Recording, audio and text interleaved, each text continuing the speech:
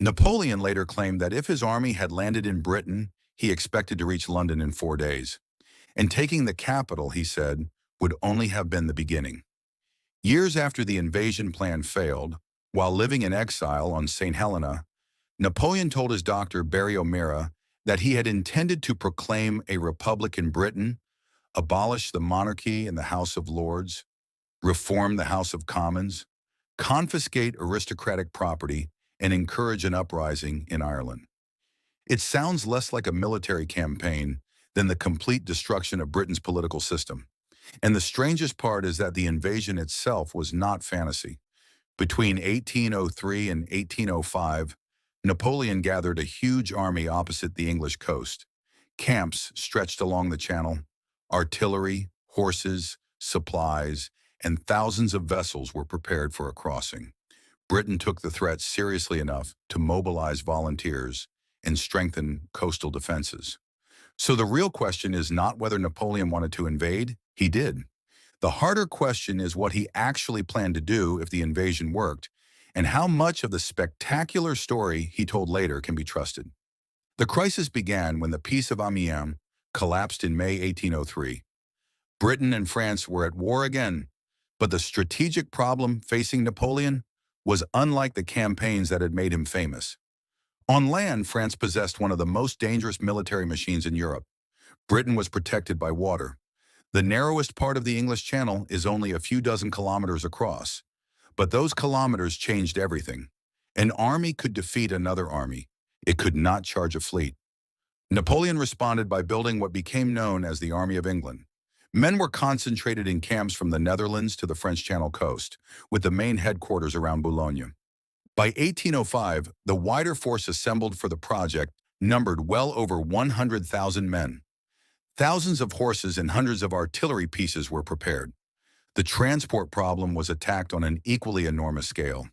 Flat-bottom boats, gunboats, barges, and other craft were gathered or constructed to move soldiers, cavalry, guns, ammunition, and supplies across the channel. The army trained constantly. Units practiced rapid embarkation and disembarkation. Napoleon inspected the camps, reviewed troops, improved roads and ports, and treated the operation as a genuine military project. That matters because a later myth claimed Boulogne was simply a giant deception designed from the beginning to hide an attack on Austria. The army eventually did march east against Austria, but that does not mean Britain had always been a bluff. Napoleon invested too much money, manpower, engineering, naval planning, and personal attention for the invasion to be dismissed that easily. Before we continue, my name is Noah. We built this channel for people who want the real story behind history's biggest what-ifs, not the version invented after the fact. If that sounds like you, subscribe. It is free and it helps us make better videos more than you might think. All right, back to Boulogne. Across the channel, the British government was preparing too. Volunteer formations expanded. Regular troops and militia were organized for home defense. Fortifications were strengthened, and new defensive works appeared along vulnerable stretches of the coast. The British did not know exactly where Napoleon would land. That uncertainty was itself dangerous.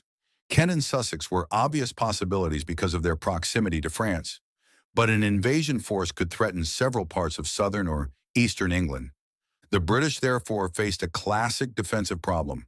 Concentrate too much in one place, and Napoleon might land somewhere else. Spread the army too widely, and he might defeat isolated forces before they could combine. But Britain possessed the one advantage Napoleon could not reproduce at Boulogne: the Royal Navy. French invasion craft were designed to carry an army across a relatively short stretch of water. They were not intended to fight Britain's main battle fleet. If British warships entered the Channel while the French army was crossing, the result could be catastrophic. Napoleon, therefore, did not need to destroy the Royal Navy forever. He needed it gone long enough to cross. That was the 30% twist in the invasion plan. The greatest land commander in Europe was trying to create a battle in which his army would do almost nothing. For perhaps a day or two, the decisive action had to happen hundreds or even thousands of kilometers away. The French and Allied fleets had to draw British ships away, concentrate enough naval power, and create a temporary window in the Channel. Once that window opened, the invasion flotilla could move. Napoleon's naval plans changed repeatedly because getting several fleets out of blockaded ports and combining them at the right moment was extraordinarily difficult. In 1805, the most ambitious version sent Admiral Pierre-Charles Villeneuve from Toulon across the Atlantic towards the West Indies. The hope was partly to drag British naval strength away from European waters. Nelson followed. Villeneuve then returned across the Atlantic, while Napoleon expected French and Spanish naval forces to concentrate in European waters and ultimately help cover the Channel. On paper, the idea exploited distance. In practice, every stage created another opportunity for delay, confusion, bad weather, blockade, or interception. Naval warfare did not move at the speed of Napoleon's orders. Messages took days or weeks. Ships needed repairs and supplies. Commanders could not know exactly where an enemy fleet was. A storm could undo a timetable created hundreds of kilometers away. And even if the French gained temporary local superiority, the crossing itself would remain dangerous. An army of that size required more than getting the first soldiers onto a beach. Horses had to survive the passage. Artillery had to be unloaded. Ammunition and food had to continue arriving. Ports or secure landing points had to support the force. A successful first wave would not make the Royal Navy disappear, but now assume the hardest part works. The fleets move as Napoleon wants. The Channel opens. The invasion crafts sail. French troops land in strength. What happens next? This is where the evidence becomes much more complicated. We know Napoleon genuinely intended to carry war into Britain. What we do not possess is one perfect, final occupation manual explaining every step after victory. The most detailed and dramatic description came from Napoleon himself years later on St. Helena. According to O'Meara's record of their conversation, Napoleon said his army would have landed around Sheerness and Chatham in the Thames and Medway area east of London. He claimed he expected to reach the capital in 4 days. This is an extraordinary statement. It is also retrospective. Napoleon was describing the plan after Waterloo, after the invasion had never happened, and while constructing his own memory of his career. This is the midpoint of the story. Up to this point, the evidence is mainly about a real invasion being prepared. From here, the question changes. We move from what Napoleon demonstrably prepared to what he later said he intended to do after landing. That evidence is valuable, but it is not the same kind of evidence. Still, the military logic makes sense. Napoleon's strength was speed. He did not want a slow campaign of capturing every British town. He wanted to land a concentrated army, break whatever organized resistance stood between him and the political center, and create a crisis before the British state could fully mobilize. London mattered because it concentrated government, finance, administration, and political symbolism. Napoleon's most realistic objective was not to occupy every corner of Britain permanently. It was to make the British government unable or unwilling to continue the war on its existing terms. And even if his army reached London, the war might not have ended. Britain had regular troops, militia, volunteers, and defensive preparations. The government and royal family could potentially withdraw rather than surrender. The Royal Navy would still exist. British wealth, overseas possessions, and access to global trade would not vanish because London had been occupied. An army operating across the Channel would need a secure supply system, while British naval forces searched for ways to sever it. Ireland created another uncertainty. A French landing or British defeat might have encouraged rebellion. But predicting the scale of that response is counterfactual, not documented history. So a French victory in one campaign would not automatically mean permanent French control over the entire United Kingdom. Napoleon's likely best-case scenario was faster and more political. Land. Defeat the forces that could immediately oppose him. Threaten or seize London. Trigger political collapse or negotiation. Exploit unrest in Ireland. Then force Britain into a peace that destroyed its ability to finance and organize coalitions against France. That was the strategic prize. Britain was Napoleon's most persistent enemy, not because British armies always defeated him on land, but because British money, trade, naval power, and diplomacy helped keep continental coalitions alive. Remove Britain from the war, and Napoleon could reshape Europe with far less interference. For a forced peace to work, speed would have been everything. Every extra day inside Britain would favor the defender. More militia could assemble. Regular units could concentrate. Roads and bridges could be blocked. Supplies could be removed from Napoleon's route. British naval forces could threaten transports and reinforcements behind him. The French army was built to win decisive campaigns quickly. An invasion that became a long occupation would turn Napoleon's greatest advantage into a logistical problem.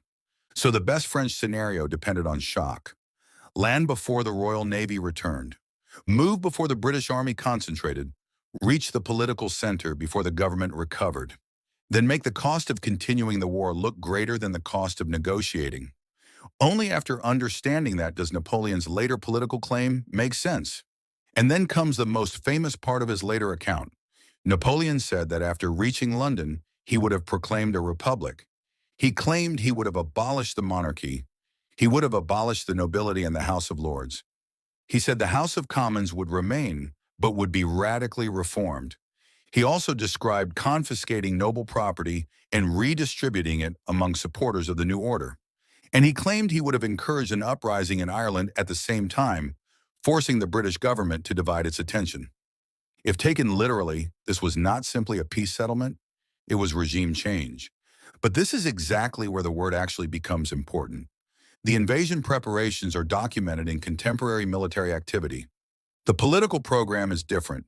Its clearest detailed version comes from Napoleon talking years later. We cannot safely say that a fully drafted French occupation government was waiting at Boulogne with legislation ready to abolish the British monarchy the moment London fell. The more specific the post-conquest story becomes, the less certain the evidence becomes.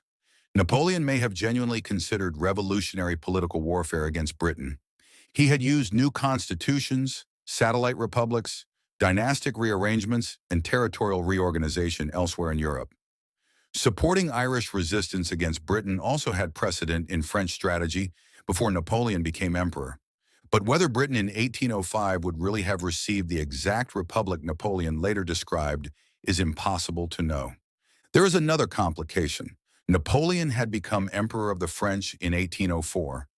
That makes his later claim that he would have brought republican liberty to Britain particularly ironic. The revolutionary general who once fought monarchies had become a hereditary emperor, proposing, at least in retrospect, to abolish someone else's monarchy. But he never reached the point where any political program could be tested. Villeneuve crossed the Atlantic and returned. Nelson chased him to the West Indies and back. The French admiral then fought a British squadron under Robert Calder off Cape Finisterre. Afterwards, instead of moving north to help create Napoleon's Channel concentration, Villeneuve eventually entered Cadiz. For Napoleon, the timetable was over. By late August 1805, a new coalition was forming on the continent, and Austria was moving towards war. Napoleon made one of the fastest strategic pivots of his career. The army that had spent years preparing to cross the Channel turned east.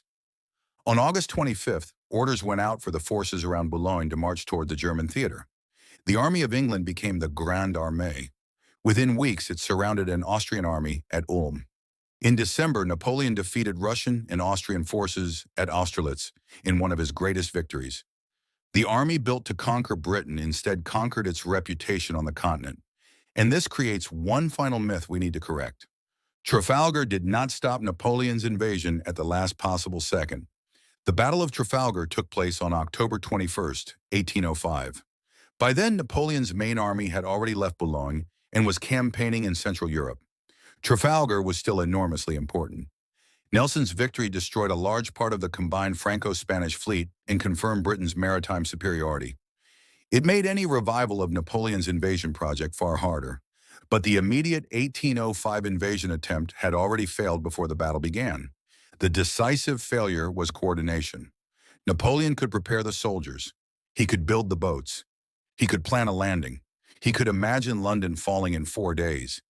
He could even describe, years later, the political revolution he claimed would follow. What he could not do was reliably create the naval window that made every other part of the plan possible. So what did Napoleon actually plan to do if he conquered Britain? The most secure answer is this. He genuinely prepared a major invasion. He intended to get a large army across the Channel, move rapidly against the center of British power, and force Britain out of the war. Years later, he claimed that victory would have gone much further. A British republic, abolition of the monarchy and House of Lords, reform of the Commons, confiscation of aristocratic property, and simultaneous rebellion in Ireland. Those claims are historically valuable. They are not the same thing as a surviving final occupation blueprint from 1805. And that distinction is what makes the story more interesting. Napoleon's invasion was real. His confidence was real. His hatred of Britain's role in the coalitions against France was real. But before he could decide what kind of Britain would exist after French victory, he first had to reach it, and the Royal Navy made sure that he never did.